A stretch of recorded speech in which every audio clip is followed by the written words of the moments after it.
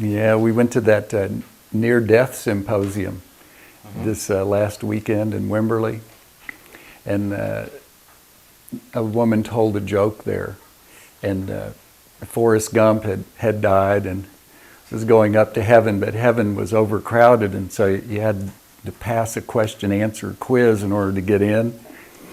And so the first question was, name the 2 days of the week that start with the letter T.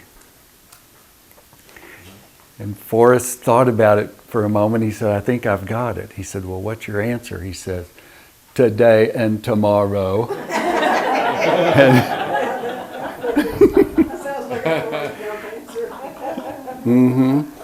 And then the next one was a little tougher mathematically. And the second question was, how many seconds in a year?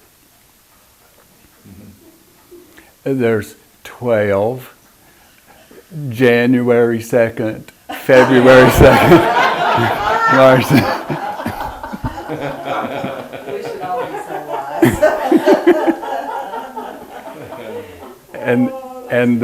And the third question was, what is God's first name? And Forrest said that was easy. His name is Andy, and he walks with me, and he talks with me. And he passed. He got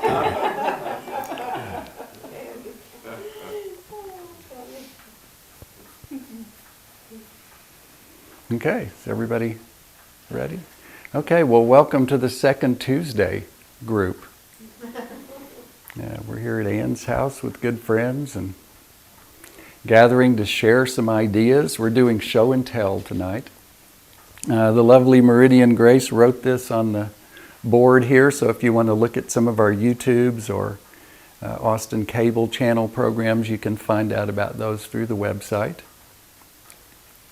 And I believe this is going to be on a YouTube, so if anybody wants to get up and dance or juggle, have any talents here, you feel free.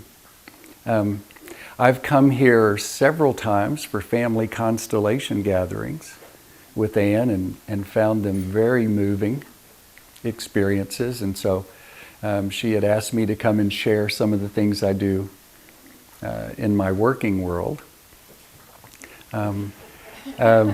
My name is Rich Massey. I'm a medical doctor here in Austin, Texas. I started out a career in medicine in the United States Air Force as a medic. I immunized people. I was the shot guy and did other things like allergy shots and allergy testing and got interested in medical things. And when I got out, I went to pharmacy school and then went to medical school and then went to anesthesiology residency and then went to practice in Fredericksburg.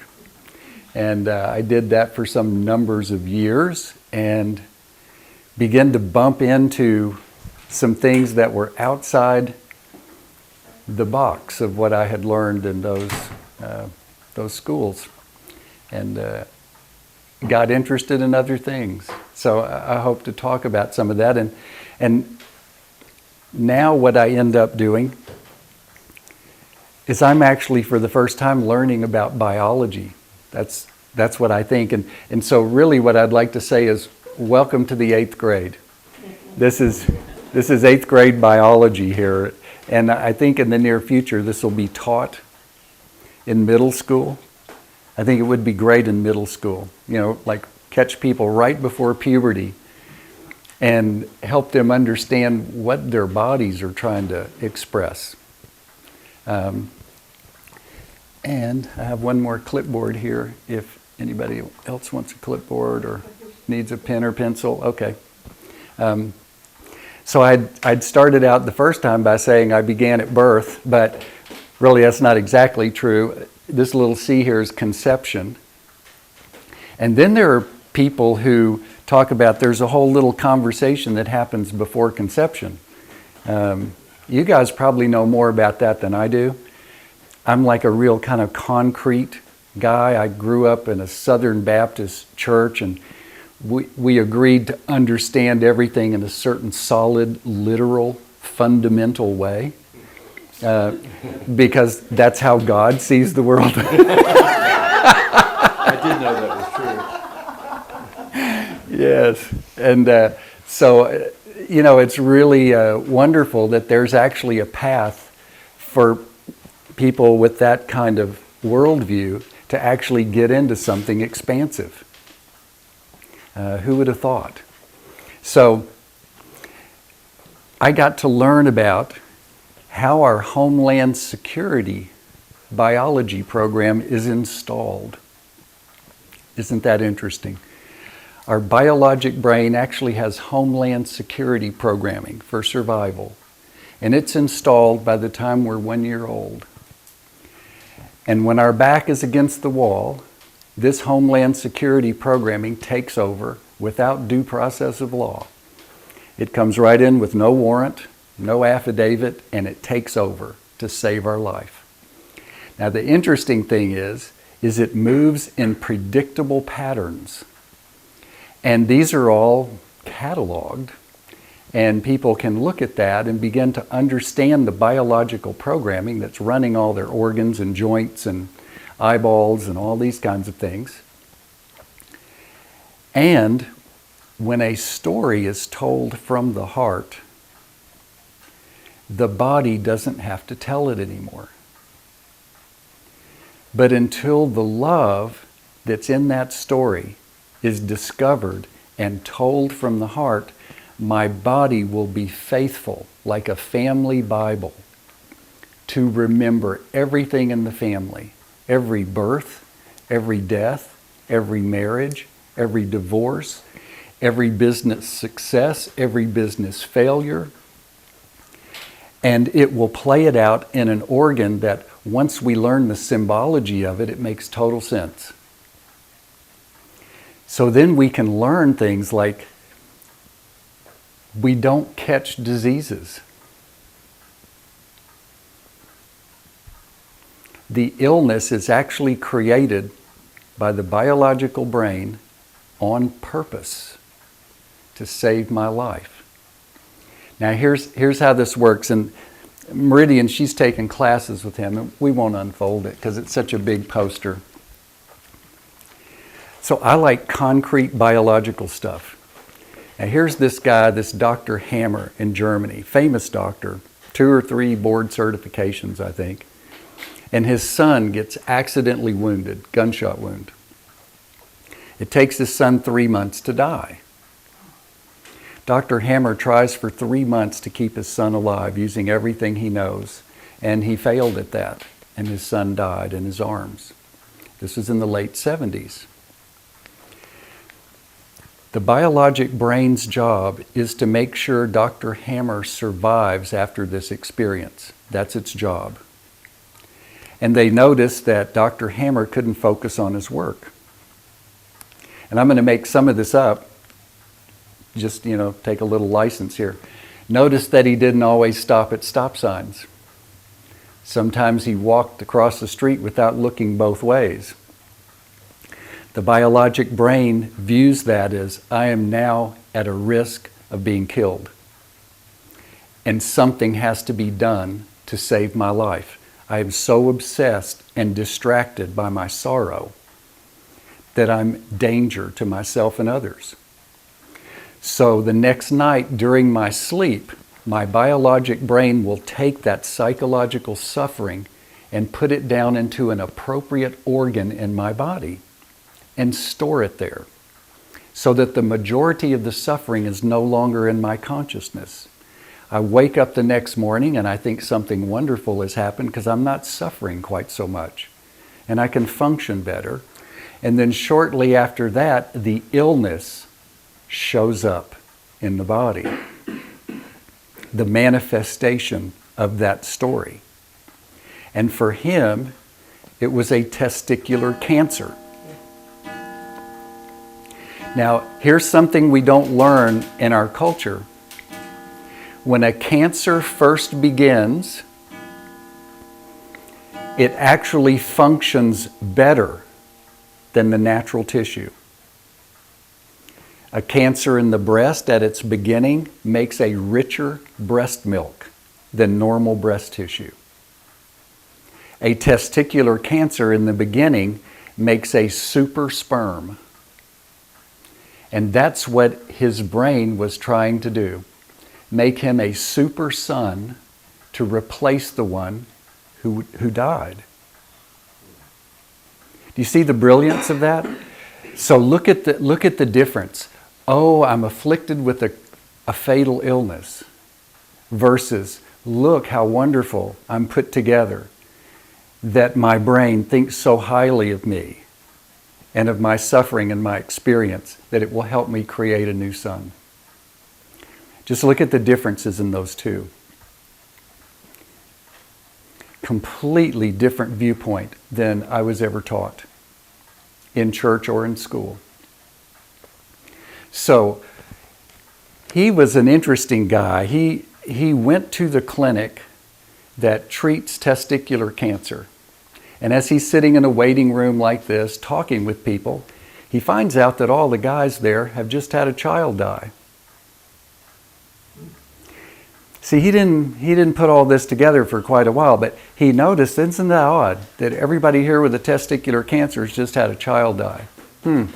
So he got a CAT scan of his brain, and he noticed, and he put it all on this huge chart that's about the size of this wall if we open it, that it's starting to crack and tear. We've opened it so many times. Because he mapped the entire brain from doing CAT scans on over 40,000 consecutive patients in a 40-year period. And what he noticed when he did this CAT scan of his brain, that there was a dark place on the part of his brain that operated that testicle. And it had not been there before. And he noticed that on the other men. The ones who had had CAT scans before, there was no mark on that part of their brain. Now that a child has died, there's a dark place on the part of the brain that operates the testicle. Interesting, huh?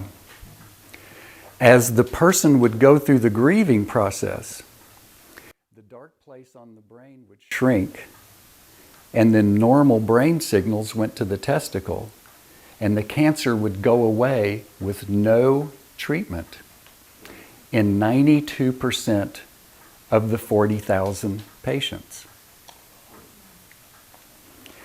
When he was finally allowed to present this to a group of medical doctors after gathering data for 40 years and being stonewalled, but he finally got to present his data, he was declared an international criminal. The last I heard is he's in Norway because they don't extradite people. It was some crime of social unrest in medicine or some such thing because he was showing a way to completely recover from all kinds of illness without the use of drugs, surgery, radiation, chemo. So that's the story there. This is not just energetic reality. There are physical footprints on the physical brain that can be watched. And so people would come in to see him and they would want to know if the dark spot on their brain was getting smaller or bigger so that they could know if they were resolving their story or not. Did I find the right story? And that was also considered a medical trespass to use the CAT scan in that way. So that's no longer being done in most places.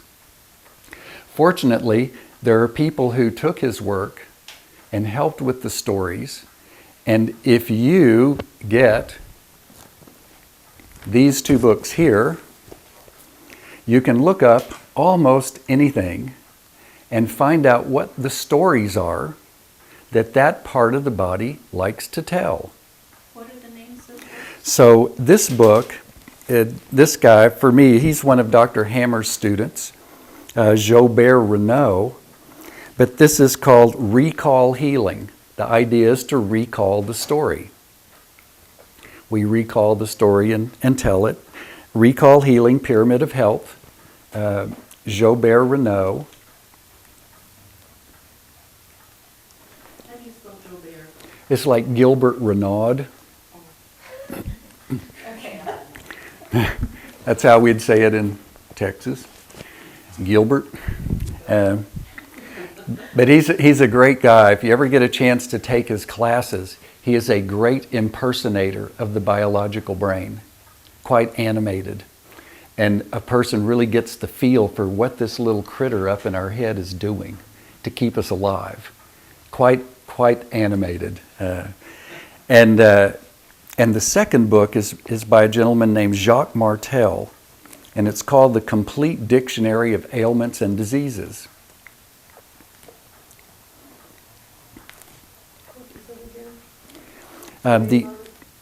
Martel, M-A-R-T-E-L, The Complete Dictionary of Ailments and Diseases. And I like to, when people come to see me, we take a droplet of their blood, put it under a microscope, and we put an EM wave from the Institute of Heart Math, and this just clips onto someone's earlobe. And this little device looks for a frequency of 0.1 hertz. You may have heard Greg Braden talk about it, or if you've watched the documentary I Am, they have some of the heart math information on there. So this little device helps a person discern the difference between a thought that's coming from the heart and one that's just been learned by the rational, trained, conditioned brain. So when it's read, this is rational brain processing. And one of the things that happened to me early on is a lady that I'd been in a therapy group with brought in her daughter who had severe asthma. And nothing would help with that they could find. And I had this feeling that this person she's not going to see me as a doctor. We've been in therapy group together. We've spilled it in front of each other, so I did not feel doctorly in front of her. And so I figured my usual stuff wasn't going to work. So I'd just gotten this book from Jobert Renaud. And so I asked this young girl to put on this little M wave, and I opened the book to asthma. And I just asked her to start reading. So she's sitting and reading this thing on asthma, and all of a sudden this little thing pings, changes color. And I said, "What did you just read?" And she just read it very matter-of-factly. She said, "Investigate the history of cheating in your family tree." As soon as she said that, her mother burst into tears and ran out of the room. I'm going into my heart just remembering the story. But that's exactly what she did. And I won't go into the details, but that's when the asthma started. Asthma is about wanting to be in two different places at the same time, like somebody who's maybe cheating. And the children will carry that oftentimes. They'll carry the emotional part for the parents. So she was carrying this. And so we did a little family constellation ceremony with some pieces of paper representing mom and dad. And she handed that and her asthma back to her parents without medication. Isn't that interesting? Yeah, so that really goes into the heart. So when you get a green like that, that's when the heart and the right brain are doing a creative reprogramming dance. What's the pyramid of what? Discovery? Pyramid of health. Mm-hmm.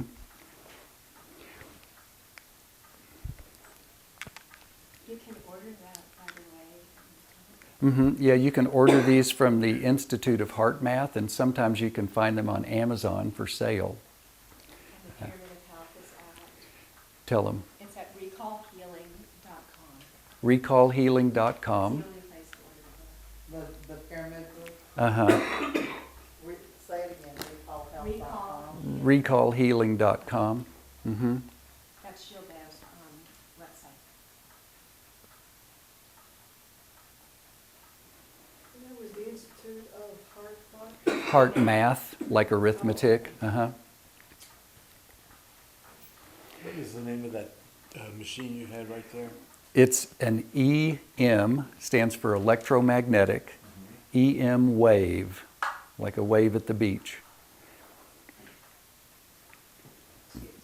And it's the second model, so it's called an EM Wave 2. And you can also hook them up to your computer, and it has video games with it, and you can do all kinds of other things besides just sit with it.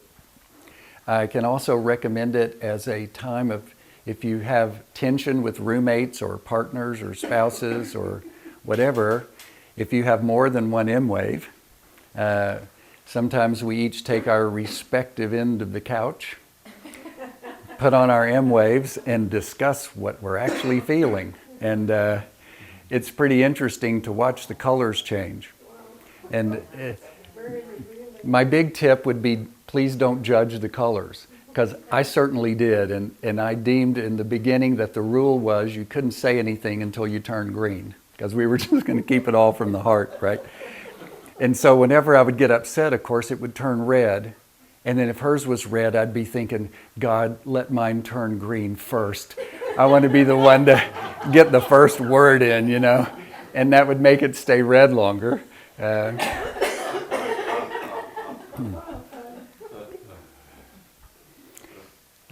So they're cool little devices. So how does that help you in that case? It does. It helps us to see, like, so I'll share some things. Like if I feel angry with her about something, and it's a really legitimate, clean anger, I'm green a lot. Like I discovered that anger is actually clean, and there's a lot of heart power with anger. But I mean the millisecond I think that I can twist that and try to make her feel like she should have been different than she was, on that heartbeat it turns red. It's amazing like that for me. It's the same thing with the Byron Katie worksheet. When I do Byron Katie worksheets and don't have a facilitator, when I get to a turnaround and I'm looking for the 3 examples of how the backwards of my belief, I'm looking for 3 examples. When I find the one that really hits, I mean, it's on that heartbeat, it turns green. So I can tell for me what's authentic for me and what's not. And I spent a lot of years being deceptive with myself and other people. I needed a little tool to help me get back on track. So I've appreciated having it, except when I look bad. I'd thought about having one I could just push a button and get it to turn green. You know, when I wanted to be right, you know, I could. Yeah, with shipping, it ends up being about $200. But if something happens, like I'll share with you one day after Constellations here, which some of you will remember, we went to dinner, several of us, and for the first and only time in my life, my hands started breaking out in hives. I've never had that before. So I went out to the car, got my 2 little books there, and what is my body, what is my biology trying to say? I looked it up, and hives on the hands mean to separate from Father with a grudge. And I thought, and this is how out of it I was after that day of Constellations. And I said, gosh, Ann, that's what that means. And she said, well, duh, that was the theme of every constellation we did. And as soon as we acknowledged that, they just went away. So that's what I like about it. If I get a runny nose, I can look that up. And, if I have some time, and just look that up, what would that be saying? Put on the little M wave and read through the possibilities. I get to a certain sentence, it pings green. That's going on, huh? Yeah. So it gives me some idea a way to work with my biology rather than using medications to tell my body to just shut up. I don't know if you've ever done this, but when I got the M wave, one of the things I started doing was writing letters. So, I'm in a 12-step program, so I'm writing amends type letters to people to kind of straighten things up where I feel like I behaved badly. And so one day I'm sitting with my M wave and I'm going, Mom, Dad, so-and-so, so-and-so. And then I put the word body down and it pings green. Oh my gosh, it's a day to write a letter to my body. I've never written a letter to my body. So I go sit out by the beautiful creek behind our house and, dear body. And I mean, nothing came. I was so out of touch with my body as far as having a real conversation with it. There could have been no one stranger to me than my own body. And so I started kind of making stuff up. I thought, well, maybe I should just, start writing something. Nothing, not a budge. It was all red. And then finally, after a while, I said, I've mainly just wanted you to shut up and do what I said. Ping, ping. It was answering back. That's how we felt all along with you, Rich. You just want us to shut up and perform. And so that was the beginning of that letter. And it was a short letter. I couldn't take much of it. But what a conversation. And so I've actually used that to help me see who, if anyone, or anything, I could write a letter to. I've written letters to this thing called career. Dear career. What a letter, Like, who are you, And one of the more touching ones for me was a little dog I had that I was mean to in my drinking days. I was mean to this little dog. And I would have visions come back to me. And it would just stop me from being able to function. The remorse and the guilt was so strong. So one day it was a day to write a letter to Barney. Dear Barney. And I couldn't come up with anything again, I could apologize or whatever, nothing. Couldn't budge. So I just sat there for a while silently. And all of a sudden this sentence bubbled up, and the sentence was, in memory of you, I am kind to animals. And it just pinged green for the longest time. It was like from beyond, that little pet was saying, I'm happy with that. Be kind with animals. So, had some moments with that.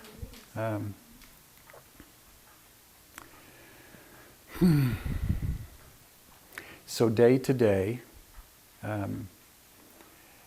I work with folks, and hopefully in the next few minutes, some of you will make a connection that's meaningful for you. We're going to go over some little practical things that are very simple, and hopefully you'll get the same feeling I did, that biology actually is easier to understand than I would have thought. I don't know how many of y'all went through the dissecting frog stuff in public school and all the names of the phyla and genus and species of everything, and it's all so complex, and there's so much head stuff, as we sit in a little wooden desk while all of nature is dancing beautifully outside, but we are studying in our heads, and learning all these little categories. Biology itself is actually fun. So, let's take a look at a timeline. So let me start a timeline here and show you what we do with folks. And I write this down as they're sitting there watching their blood on a big screen TV that's under a microscope, and it's moving around and doing what it's doing. And I'm asking them to tell the story of what happened with their body, whatever illness they have or have been diagnosed with. And while they do that, I draw a simple little line that starts with a 0 on one end, which y'all can do, and it comes up to your age at the present moment. So this would be this this would be birth, and this would be the age that you are now that you're in the office here visiting. And if you know the age at which something big happened, so y'all think of something big that happened. It could be an accident, a divorce, a diagnosis of an illness, a strong pain or symptom in your body, something that you feel like is pretty big. And then typically that's happened a little bit before they came to see me. And so let's just put a number there like 60. And let's just say that Mr. or Ms. So-and-so at age 60 got diagnosed with something serious. Okay. So if everybody has a time who wants to do this, you can write your little line and you put down the age you were when this event happened or this diagnosis happened. For most people, it's a very useful question to ask them what happened at half that age. The biological brain likes to repeat things in doubles. It just does. So we ask the person, what happened when you were 30? And typically what comes to their mind is something that's around the exact same conflict that they were facing right before they got diagnosed. So right before the person gets diagnosed with an illness, they've either lost some money, they've lost a partner, they've had some traumatic thing happen, and at half that age, they had the same thing. So a woman comes in and she had a stroke at 60.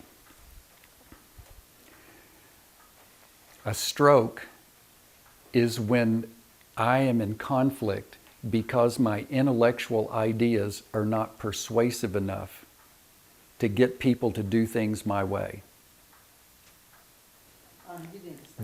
That's the conflict for stroke, right?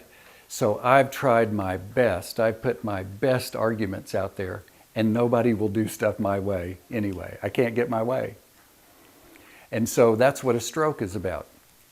So I asked her, what was going on? You know, had this stroke, and she had recovered. She was in the office. She was scared of getting another one, wanted to know if she should take rat poison or big doses of aspirin or whatever the doctors were recommending. And so I asked her what was going on. And here's the typical answer: nothing.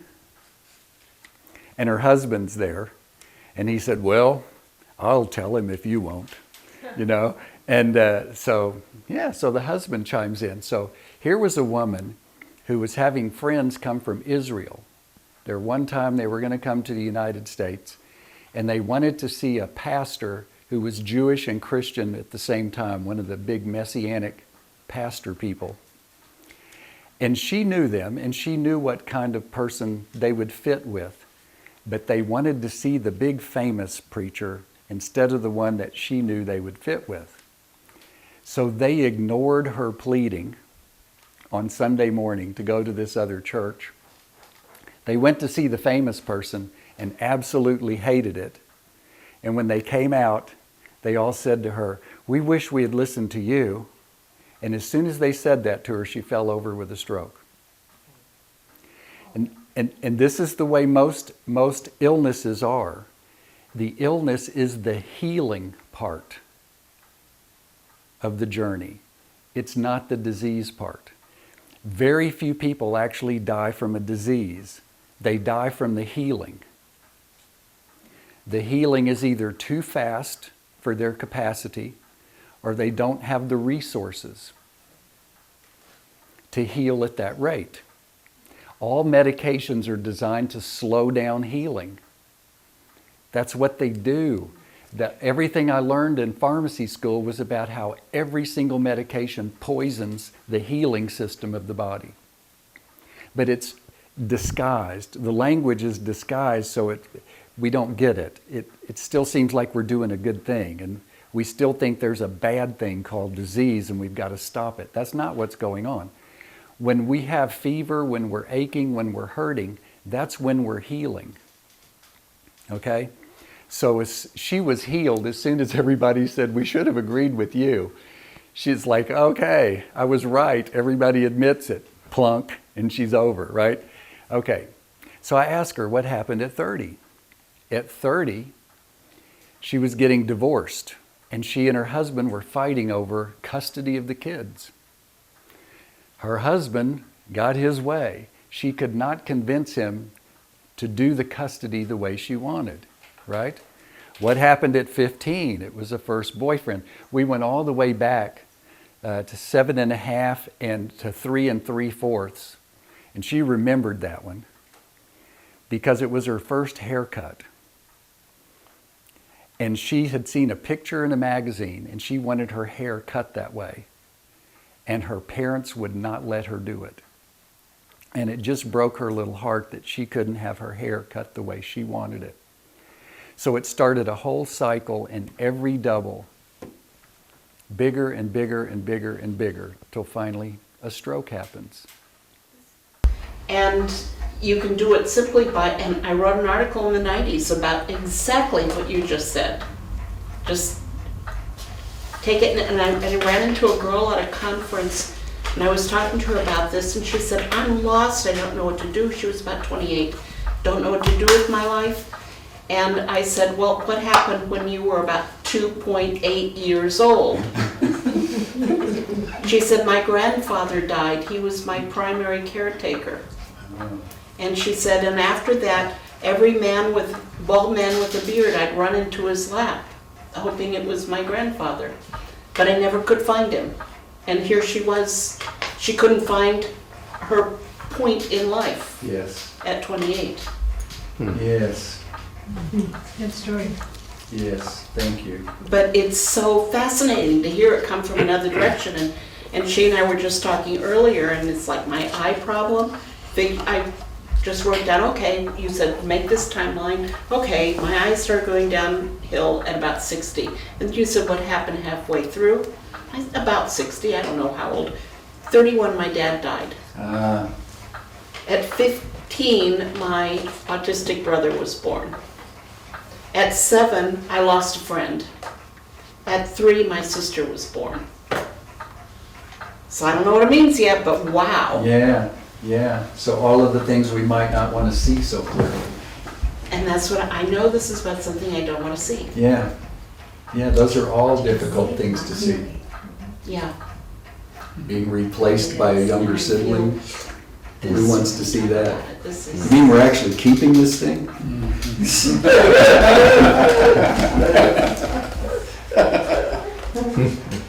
So did anybody else come up with anything? Like if your life right now is really kind of calm, then something really calm happened at half this age. which you can't remember anyway. Yeah, but you can't remember, you know? And we don't want to change, so it's cool. But I like to think of it as a multiplex, and all these movies are replayed. And the biologic brain will faithfully replay these videos. And when we have beliefs around those events, that's where the suffering is. When our beliefs around those events shift to something about compassion and love, then when the thing replays in the brain, it doesn't upset the body or us. We can just feel connected with our sibling, with our dad. There's a sense of connection rather than a sense of trauma. Okay, so nobody else wants to volunteer and be on TV and tell a deep secret that happened at half their present age. Okay, I get that. Okay, so here we'll go with the second timeline. This one you may have to struggle with just a little bit, okay, because you'll have to think. All right. So we start once again with the 0. You put it toward the upper left corner there.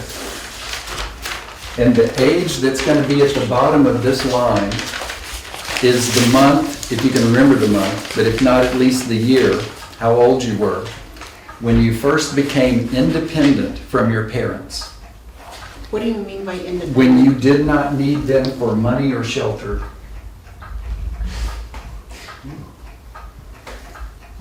So When you asked me that, I remember I just laughed. It hasn't, yeah.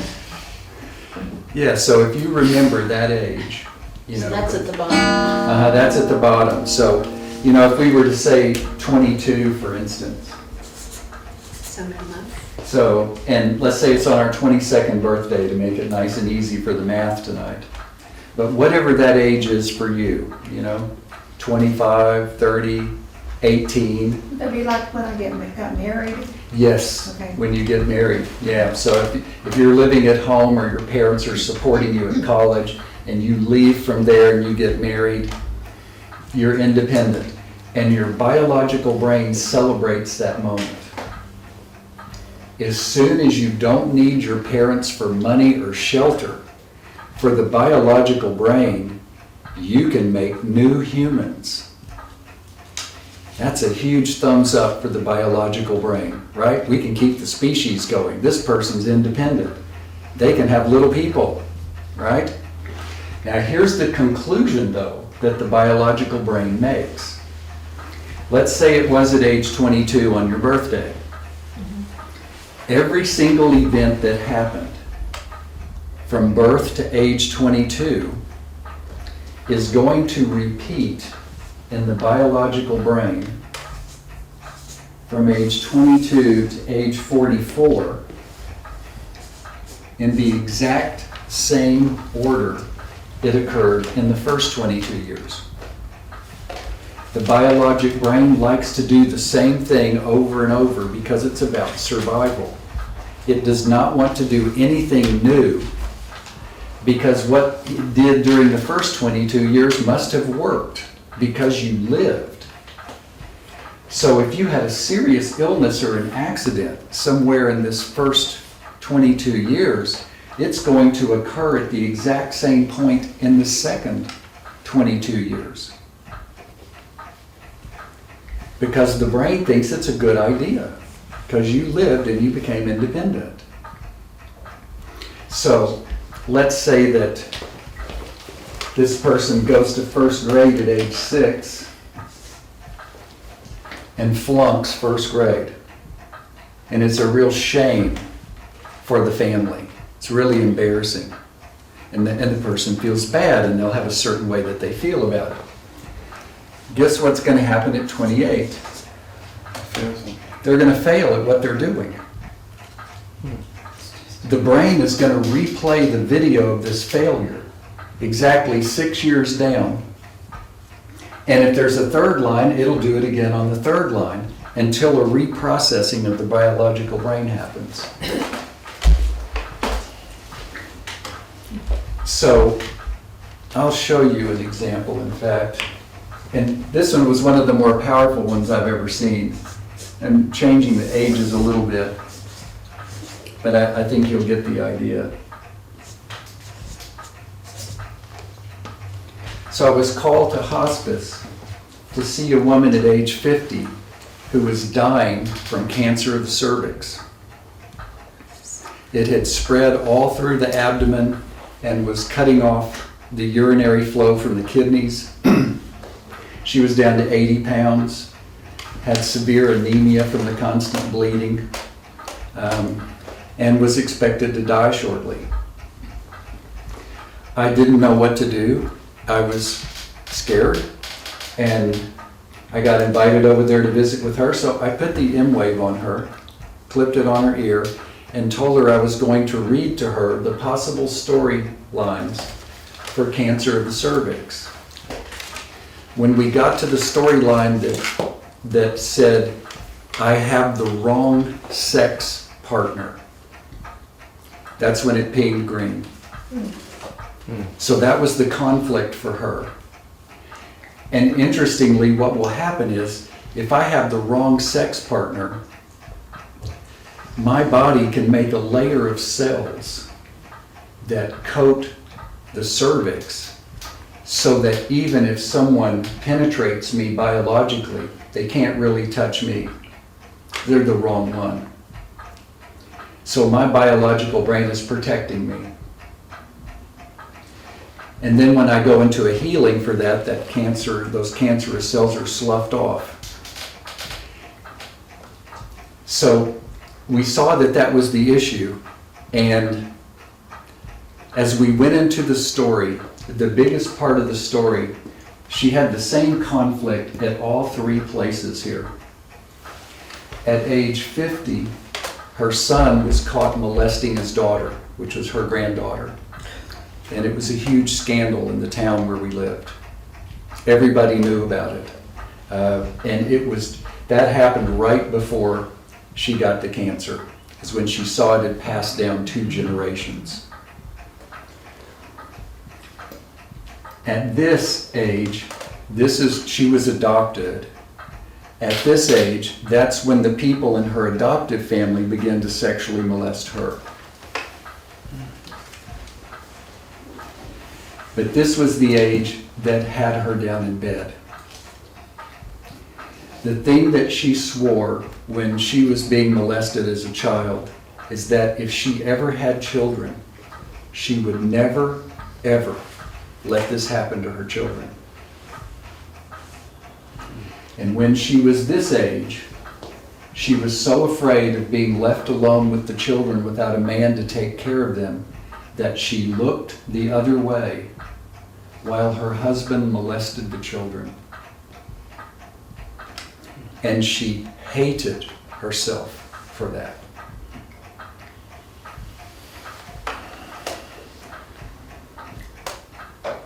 There's a releasing exercise for self-judgment in recall healing, and it's called the butterfly hug. And it goes something like this. It has some tapping points, and she's lying down in bed. She's got this M-wave on, and it starts to ping green, and we go through the butterfly hug, and it says, even though I hate myself for looking the other way while my husband molested our children, I am not going to be ill about this anymore. I choose to, from the bottom of my heart, to forgive myself for looking the other way while my husband molested the children. I choose to forgive him for his part in this. We were all doing the best we could with the resources we had at the time. I love and respect myself for who I am today, and I love and respect myself for who I was when I looked the other way. Now, she was dying, and she meant it. Her little thing was painting green. It was from her heart. I left after that, and 2 weeks later, she was hiking 3 and 4 miles a day around Town Lake. It was an interesting thing for me to see. She lived another year with a hemoglobin of 7, which is severe anemia, having to have stents put in to keep her urine flow going, but very full of life. We couldn't keep up with her. We couldn't keep up with her. And the thing that I learned is all the things I'd thought about anemia, keeping somebody sick and in bed, or terminal cancer being what keeps somebody in bed, I had to call that into question because it looked like what was keeping her in bed was self-hatred. And when the self-hatred piece was resolved authentically for her, she was up. And my wondering is if we had worked on her other issues, if she would have completely recovered. Because anemia is about not being valued in my family clan. Red blood cells represent the family clan. And when I have to get a transfusion, I'm actually borrowing respect and belonging from another family clan because I'm not valued in my own clan. She was given up for adoption and then molested in the family that she was sent to. So she was bleeding to death all the time and constantly needing a belonging from others to make it, right?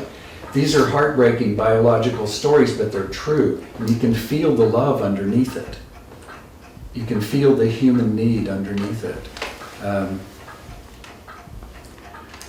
So if you happen to know the age at which you became autonomous, make these timelines at home. Look at the big events that happened in that first cycle and then go across to the corresponding place and see if you can see the pattern.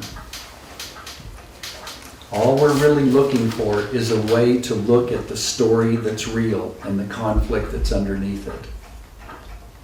Once a person tells that story from the heart, we're pretty much reprogrammed around that issue. And when the biologic brain replays it on the next cycle, it doesn't have pain in it.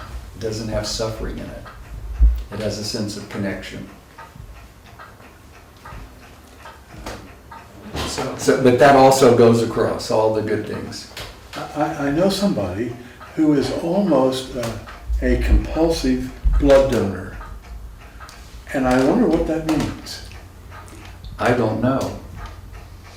But It's like the same story you were telling. it's except the for other side of it. direction. Yeah. Yes, it's the other side of it. Like I have extra belonging. You can borrow some of my sense of belonging.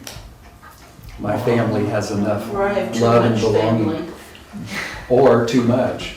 Yeah, maybe being smothered. I don't know.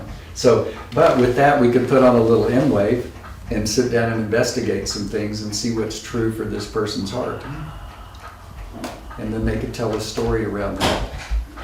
Or maybe they want closeness with someone and they're not really ready to have a relationship, but this is a way of creating an energetic kind of closeness with people without having to have a relationship.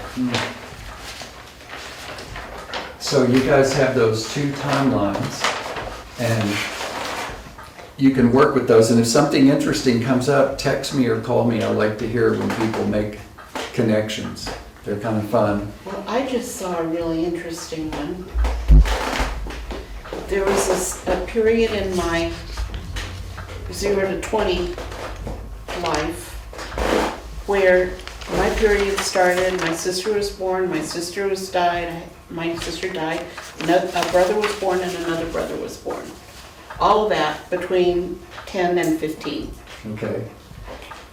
At 29, I married my second husband, was married to him until I was 35. It was one hell of a marriage. Tumultuous. That's good, huh? He was a sex addict. He had at least 35 affairs during that period of time. But it was exactly when, all these siblings were being born and dying. Yes. Yes, and so, and studied a lot with family constellations, and what Bert Hellinger would point out is that in family constellations, the death of a relationship carries the same energy as the death of a person. And so we would see people who, I remember the one couple that we worked with, the man, it was his 5th marriage, the woman, it was her 3rd marriage. And they had stayed together finally for a long time with each other. And when you did the constellation, she had 3 siblings who had died in her childhood, and he had 5. Wow. And so there was a death of a marriage for each child in their family that died. And then finally, when they had the next one, it lasted. Wow. And Well, that's, that would be true for me too, because there was a big miscarriage before I was born, and then the sister who died. So if there's another, I guess there's hope. But yeah. it's just, I'd never thought of that period of all this change in the family being related to that very difficult marriage. Yes. And timeline, just dead on.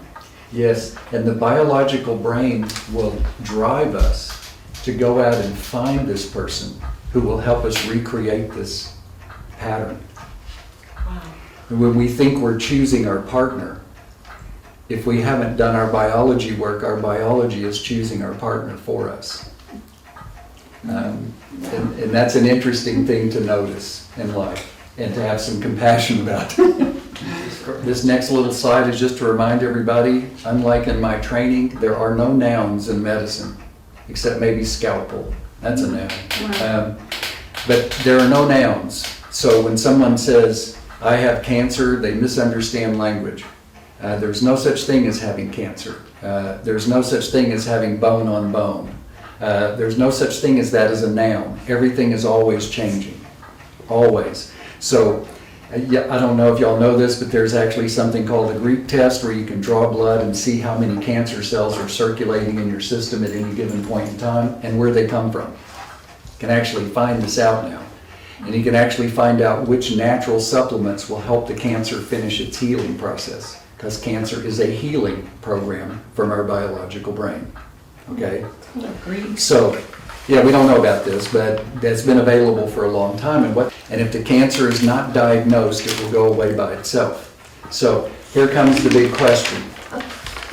If you look at CAT scans of the brain and look at these dark places on the brain, like Dr. Hammer had when his son died, guess which illness makes the biggest, darkest place on the brain? Of all the illnesses you've ever heard of, what do you think makes the worst place on the brain?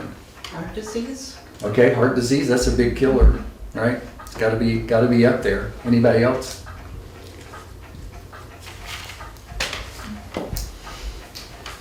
Yeah, nobody else wants to guess.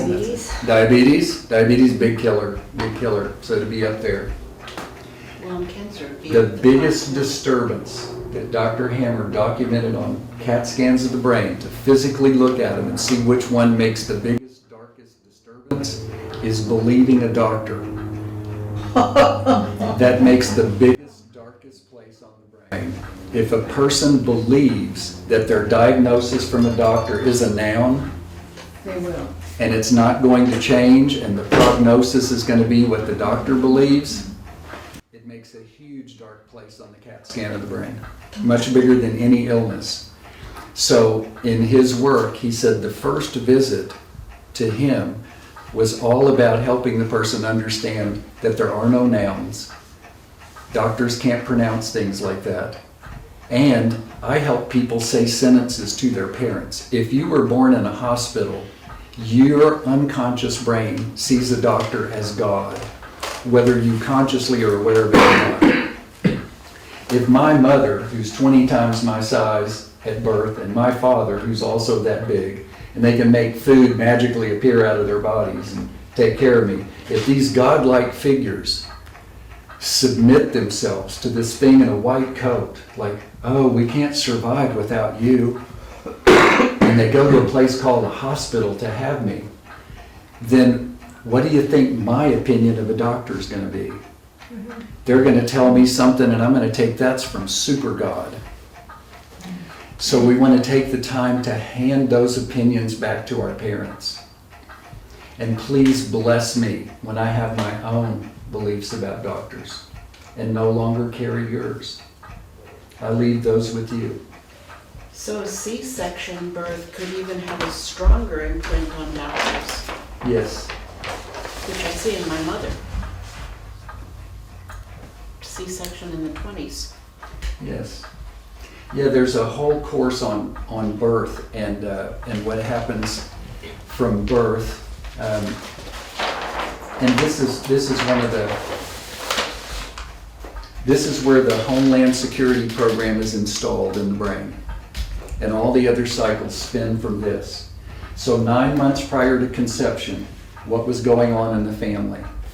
What were my parents wanting? What were their dreams and hopes and ambitions and struggles? Then there's the moment of conception. How was conception? Were they drunk at a party? Was it marital rape? Was it they were lovingly planning a child? Were they struggling with infertility and it was a bunch of work? What was conception like? And then the other big moment is the first moment that mom realizes she's pregnant with me. If you're a mother, the biggest gift you can give to your children is to let them know what was going on during this 30-month period. It'll change their life. Kids ruminate on this stuff. It runs through the head constantly. The thoughts go through the head, and every person thinks they're mentally ill in some way. I'm off in some way because I have these weird thoughts that nobody else has. It all comes from this time. Once they know the facts of this period of time, they go, oh, that all makes sense. I'm just just spinning in my head, and it comes from y'all. Well, thank you very much. So here's the conception moment. Mom realizes she's pregnant. What is her very first thought? When she first sees the indicator or gets the test back, what's her first thought? And then the next thing is, what's her first thought when she thinks about telling Dad? And what is his reaction? What does his body language and his face say when she comes to him and says, we're pregnant? Those are big moments. Those are big moments. I was once with a woman who was also dying of cancer. That's how we say it. That's not a good language actually, but that was her diagnosis. And she had 3 different cancers, and she had 3 abortions. And the circumstances she described for each abortion was the exact conflict for the organ that she had a cancer in. So she had 3 cancers that all fit with the circumstances of each abortion. She comes from a family whose religion thinks abortion is a sin. When I got to talk to the parents in another room, she was the first child, so I asked them, I said, tell me what was going on, during this period of time. And they said, well, we had just gotten married, and we didn't have much money. And of course we couldn't get an abortion. And that's when I knew they had thought about it. That was their first thought. Because it was their first thought, she acted it out in her life. It was what they wanted to do and didn't. So when I have suffering about something that I want to do and I don't do it, my kids will do it for me.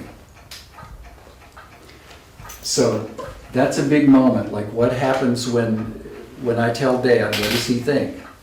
Then we come along in the pregnancy. So let's say there's a drama at 4 months between Mom and Dad. There's a big argument and they split for a couple of months, or some big thing happens, or between some of the in-laws. What that does is it sets me up on a 4-year cycle of feeling that similar stress in my life. So anything that happens at 4 months during the pregnancy or 4 months during the infancy will do that. If my parents will be honest and tell me what was going on with them, I can make sense of my life. How come some days I wake up and I feel like the sky's falling? Why does that seem to happen every 4 years? Well, son, when you were 4 months old, your dad came home and said, I've lost the job. We have no more money. In biology, the baby's job up until 1 year of age and in the womb, the baby's job is to be like another unconscious brain to carry any emotion that would threaten the stability of the parents. So if the parent cannot face something, that goes down into the baby's brain. Because if that doesn't happen and the parents go dysfunctional, they're all going to die. So the baby's job is to take on anything that would destabilize Mom or Dad and take it and form their nervous system around it, form all their thinking and all their reactions and all their future choices are going to be wrapped around that, okay? Until they're not. But we can't know that until somebody's honest about what happened. So the birth is another big place. So my little Southern Baptist mom got a pain shot. They pulled me out, set me aside. They didn't know that much about pain medicine, I guess, and people didn't know it went through the placenta, and I just laid over there and died. Nobody was watching, right? They're taking care of Mom, and somebody finally looks and goes, oh my gosh, this kid's blue. We got to do something, right? So I'm my mom's first child. She's absolutely freaking out. They're over there resuscitating me. It took 2 resuscitations, and they were saying to her things like, he's probably going to be retarded, and do you want us to keep going, or do you just want to, just give up, right? Okay, so my mom is absolutely freaked out over this. That was the biggest suffering for both of my parents during this 30-month period. As the child, I have to be the living answer to solve that suffering. And I will give my life if I have to solve it. We're all like that. Whatever is our parents' greatest suffering during this period, we have to be the living answer for it all of our days until we give it back, which is one of the things that can happen in a constellation. So, I have no direction in life. I'm a good student. I can memorize stuff, make A's on tests, but I don't feel drawn toward anything. But strangely, I end up an anesthesiologist. An anesthesiologist is the person who gives the right amount of pain medicine, always has an antidote if it's the wrong amount of pain medicine, notices the blue people in the room before anybody else does, and has all the resuscitation equipment. I became that, had no idea why I was doing it, but I was saving my mom from that anxiety 30 and 40 years later, and wondering why I felt burnt out and, didn't know why I was doing that. And I still didn't figure it out at that point, but I quit anesthesia. I got so depressed, I just couldn't take it. And I went into holistic medicine. Almost everyone that came to see me was an anxious woman who was worried about her children. And I would sit up at night and just work so hard trying to help these anxious women become not anxious. The same pattern. Saving mom. This is mom. I'm going to save her from this suffering. So until we hand that back, we are going to spend our entire lives until we die saving mom and dad from what they suffered with during this period of time. Indigenous cultures who've learned how to live with each other without bombing and mutilating and all that kind of stuff, and they live in their environment sustainably for like a long, long time, these folks have decided that the village gets together and that contract to save the parents and the grandparents and the aunts and uncles, that expires at age 12. Contract is done. And Can so, you start that again? yeah, so like if you listen to someone like Alberto Villoldo, when he talks about what happened in his village and the cameras blowing up, is that what's happening? No. No, okay, all right. So in his village, when the kids were 12 and just turning 13, the village would gather around. There was a big cave there. They would drop the kids down into a cave, into the dark, for 3 days and 3 nights with no food or water. They were told that the tree of life had its roots down in this cave, and their job was to sing the tree of life back into existence for the good of the village. Now, somewhere down there, in that 3 days, what happens is that all the childish thinking that I can save my parents and the world from all that's going on with them changes, because I'm down here with no food or water, nobody to save except maybe myself. And people say they have a conversation with their true self. And the programming gets reprogrammed. And when they come back out of the cave, they live with different parents from age 13 on. Because if you go back to the same parents, the programming will come back. You'll start trying to save them again. Because that's part of the contract of being a baby human, is you have to save your parents. That's your job. Until you're 1 year old, your whole life has to be to save your parents from what they're suffering with. So it's just, that's how biology has designed it. And so that's what we do with constellations. That's what happens with illnesses. When people come to see me, people set aside a little piece of that programming. And it's a huge relief to set aside even a small piece of that. It's an amazing session today because all sorts of things are popping up for me. But one of the things that happened before I was conceived is my mother had a miscarriage, and she had been told she couldn't have children. So that one pregnancy was a gift, and then she lost it. And my father was out of town on a business trip at the time it happened. So the whole thing was traumatic. In a Catholic hospital, it was labeled as an abortion, And the nuns would walk past her with everybody else's babies and say, see what you don't have. Oh, boy. And so she was dealing with that in the period before I was conceived. And all of my life, I had been dealing with my own grief or other people's grief, and just, wow. Yes. Wow. The answer for me, and this is holy shit. I had an experience in New York with an astrologer, and she sat me down. It was a great February afternoon. I could see the sunset, and she said, you came here to be a healer, and by the time you were 2, you were convinced you were a complete failure. And my mother's mother had what was called a nervous breakdown when I was at age 3 months in conception. Mm-hmm. And I'm sure that I've carried that whole thing Yeah. some way, but I recognize it, but I have no idea how to interpret that. Mm-hmm. I mean, I'm still here. Yeah. But that's a huge connection to make.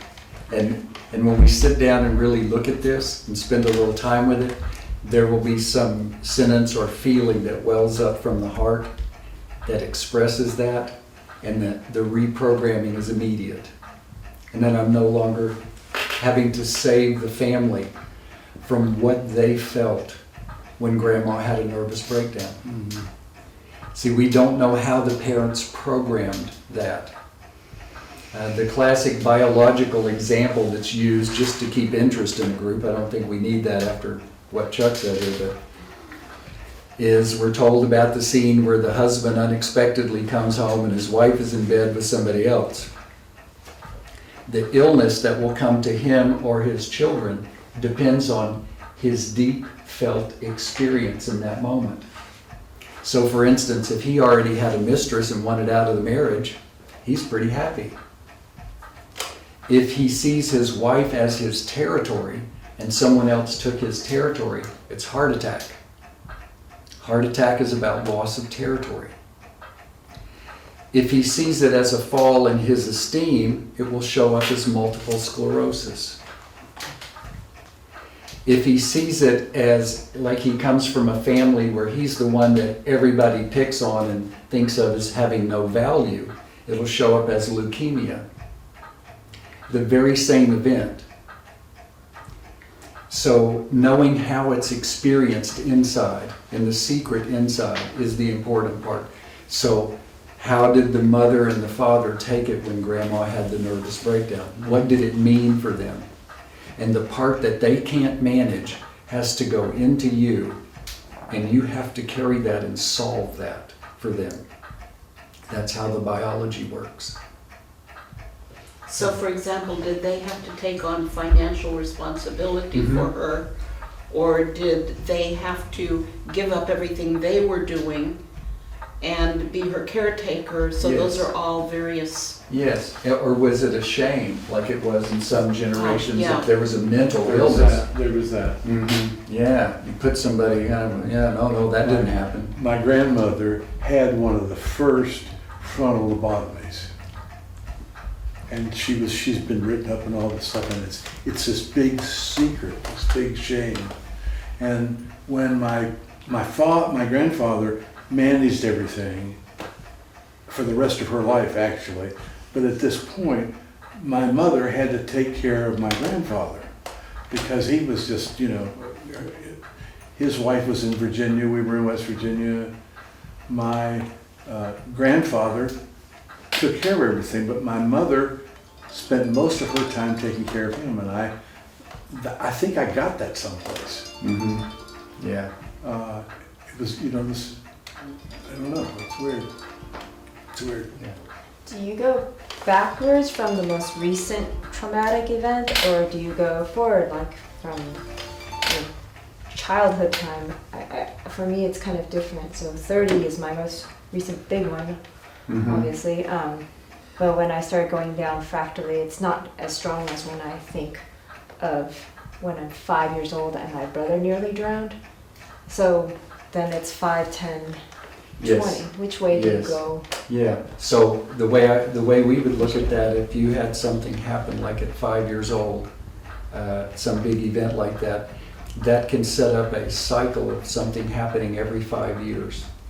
So That, from the that child. has, Uh-huh. from when your brother had the accident there, so at 5, 10, 15, 20, 25, and 30, this can just keep repeating every 5 years. And on those would be anniversaries. But then if a trigger happens on an anniversary, then you really get something happen. So when those two things collide, it's a really big deal. And there can be other triggers as well. I'll tell you one about 5 years old. A woman came in who was 30 years old. She was dying of an autoimmune disease. It was killing her kidneys. I asked her about her story, and we got into the family dynamics a little bit. When she was 5 years old, she first began to catch on that maybe her father was Santa Claus. She wasn't sure, but she had this little inkling that, he looked really familiar behind the beard. And that was their family tradition, is that Santa Claus would sit by the tree and they would take cookie and milk and do all this kind of thing, but she thought, he looks an awful lot like Dad. And so she was kind of catching on to this, right? And so at age 5, she wakes up early Christmas morning and she peeks around and she sees that twinkle in his eyes and she gets it for the first time. It's Dad. And she runs over to give her big Santa Claus dad a hug, and he falls over dead of a massive heart attack before she can get there. Oh, Okay? So, here we're on an anniversary of that, right? Because she's now 30, and this happened at 5. So we're anniversary, but here comes the trigger. So you ready for this one? Her oldest child just turned 5. So what does that say to the brain? A parent has to die. When a child turns 5, a parent has to die. Oh, God. And it starts replaying that and killing her kidneys. So I worked with her to say like honoring sentences to her father, see if a connection could happen. She said, it's like I'm talking to a wall. And so I didn't know what to do, so I just sat there for the longest time, and she laid there as if she were laying next to her deceased father. We had a big pillow representing him. And all of a sudden, what welled up in her was a primal scream. And she screamed out, "You left me."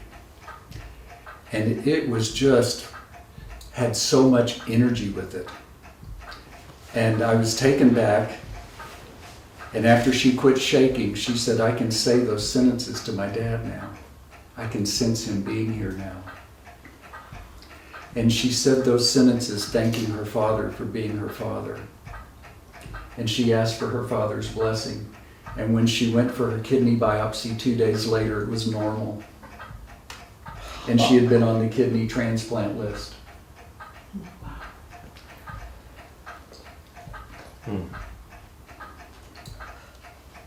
I have heard that all the trauma in your body really does stay in your kidneys.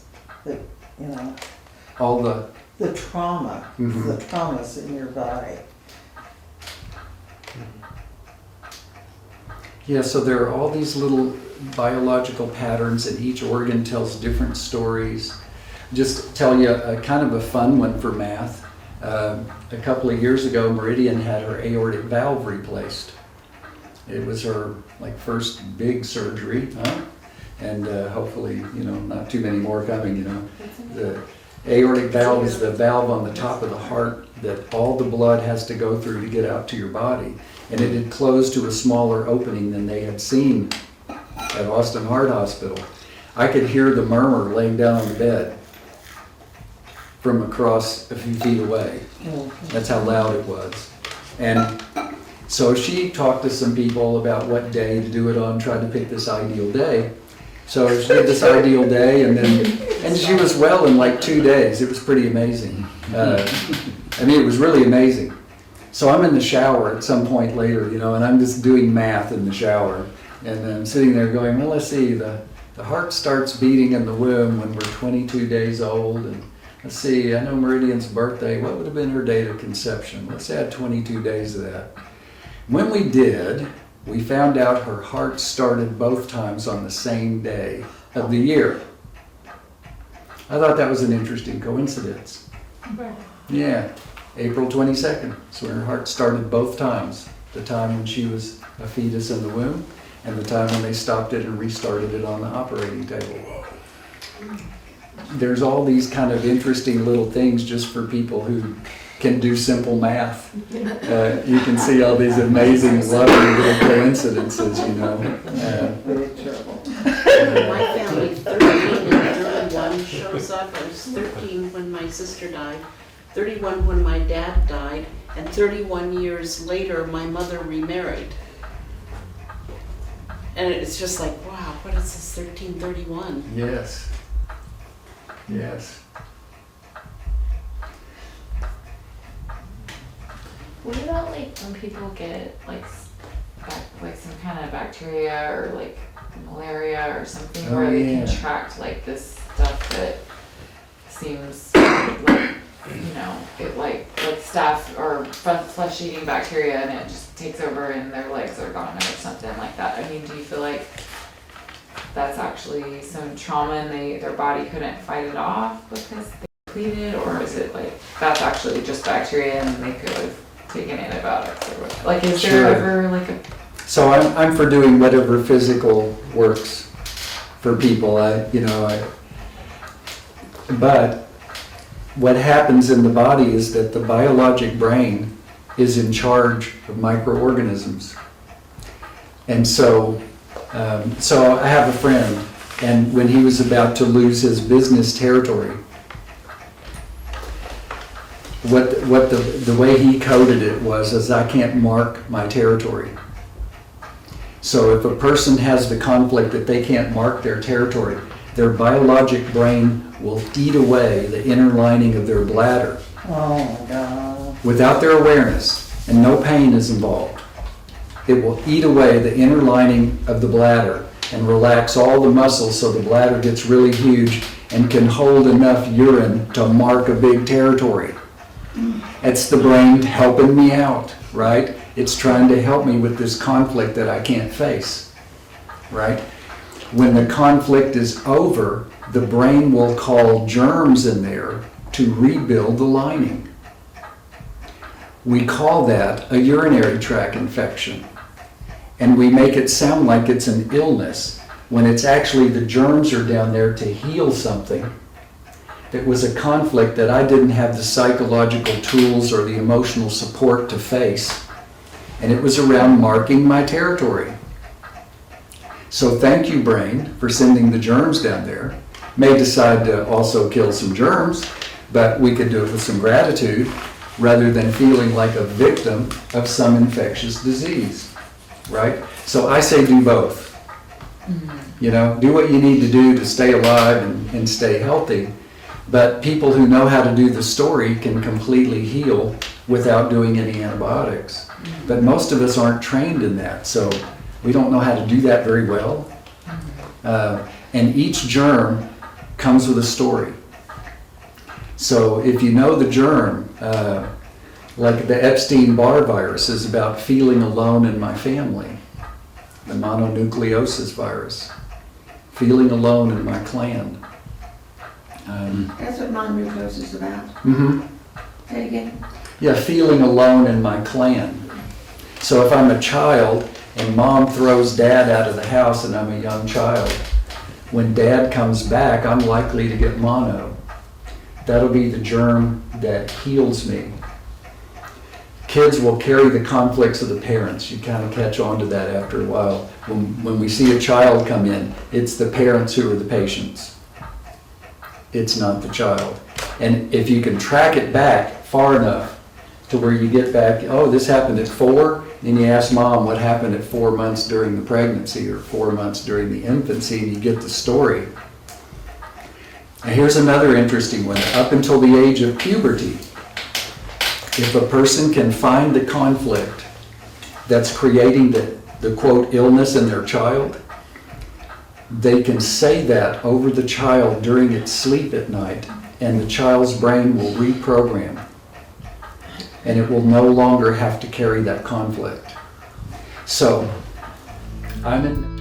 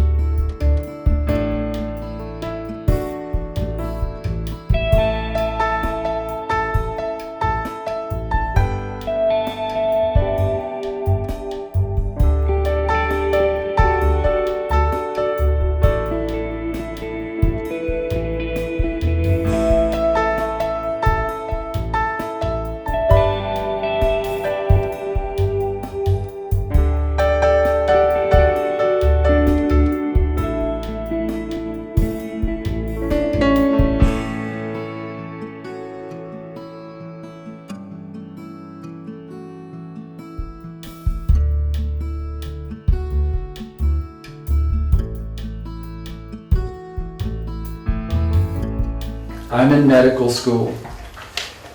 It's 5 days after my wife's period.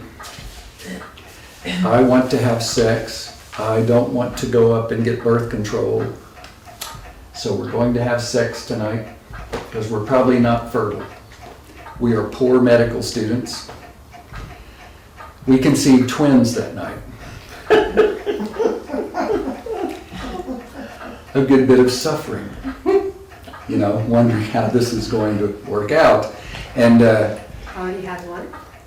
yeah, and we already had one child, and then now we have twins. And they're going to be born right about first year final exams, is how it's looking, right? Okay. Neither one of my girls can do math. Because the only reason they exist is because their mom and I couldn't do math. Now, if we had known that before puberty, we could have stood over them and said, it's us that don't know how to do math, and you don't have to carry that. You can be free to do math if you want to or not. Do what feels right to you.